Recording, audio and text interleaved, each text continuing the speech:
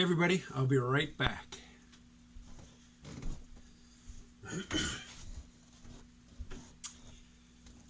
Everybody, this is Mocha. Mocha is a black cat. They don't photograph very well, even with lots of light. You can't tell in this image, but Mocha only has 3 legs. She was born with 4. She had 4 for many years, and then she got shot, and one of them had to come off.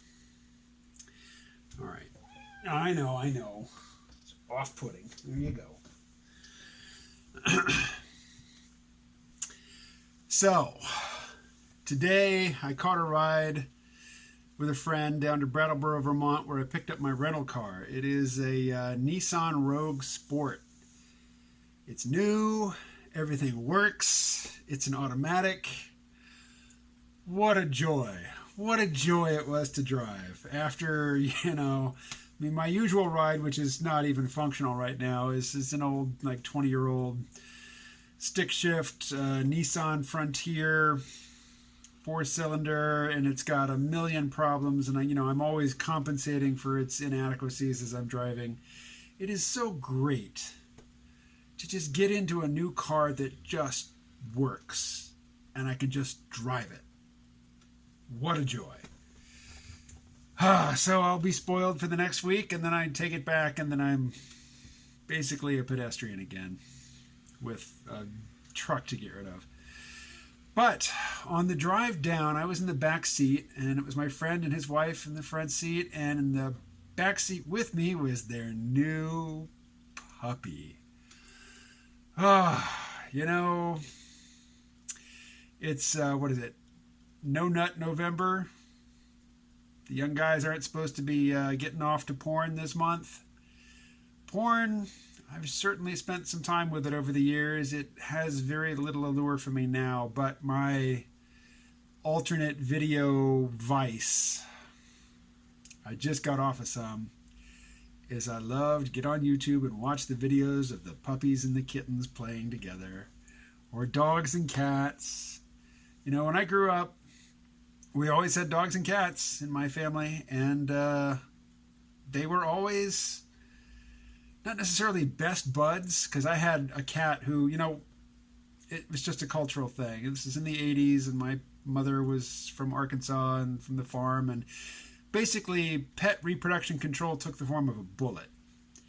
If you had more dogs, if your dog gave birth to a litter of puppies and you didn't really want them around, you shot them. Spaying and neutering just wasn't really in the mindset.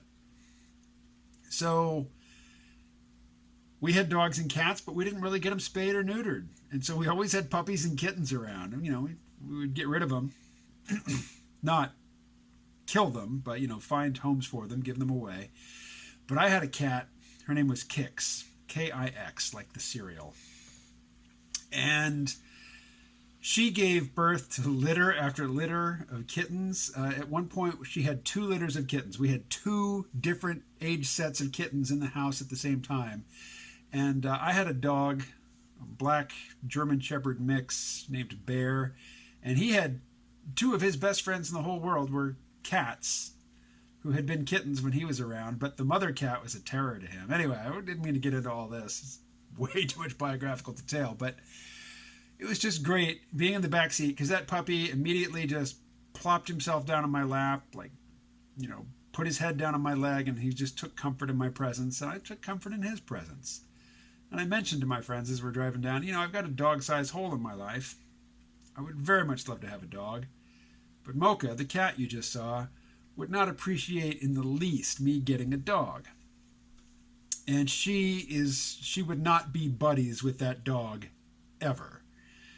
At best, she would ignore or tolerate the dog, but they would never be friends. So Mocha is, I think, 14, maybe 15 at this point. She's not going to be around more than another handful of years.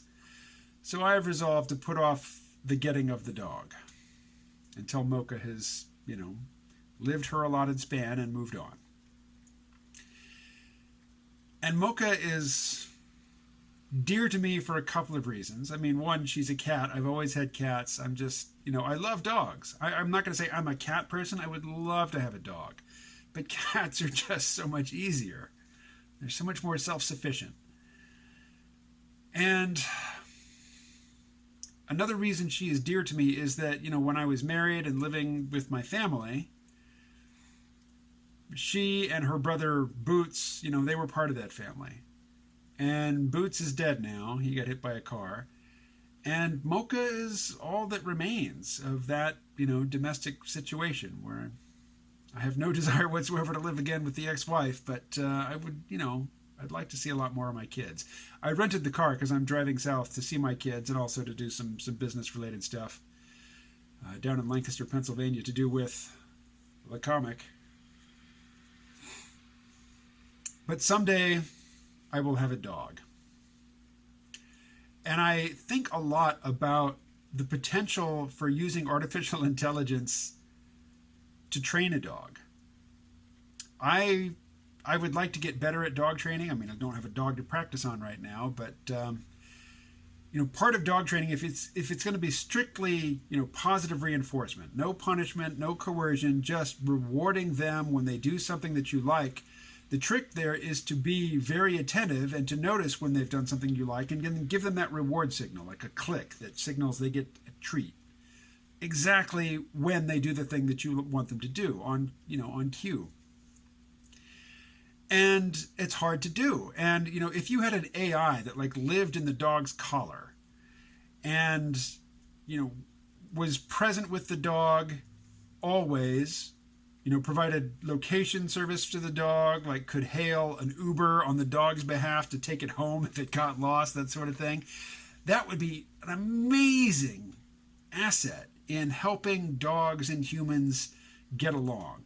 I mean, we get along great, but, they are animals. There are certain things they don't understand. There comes a time when, their needs to excrete or whatever, or their need for exercise, or their need for something is, we're not providing it. And they do something we don't like, and it sets up a pattern of, upset and hard feelings and counterproductive, coercive, harsh measures. An AI could really help with that.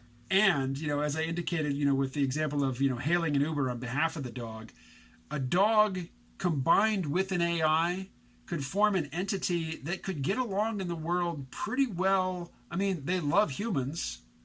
They would want a pack. They would want humans associated with them, but they could be a lot more independent than they are now. And the funny thing is, if you ever do a search, I mean, if you're not into dogs, or if you're just casually into dogs, but you're not into dog breeding, and you do a search for dogs and AI, you'll find plenty of results. Because in dog lingo, AI is artificial insemination. If anybody has thought about the partnering of dogs and artificial intelligence beyond the science fiction author Linda Nagata, I don't know how to find their thoughts online just yet. If you know of any leads, let me know. Post them in the comments. Alrighty, so I'm going to be on the road for the next 5 days. More than that. I have to take the car back a week from yesterday. So, more videos from the road. You've seen them before, you'll see them again. Wish me safe passage, and I'll wish you a happy Thanksgiving. Stay well.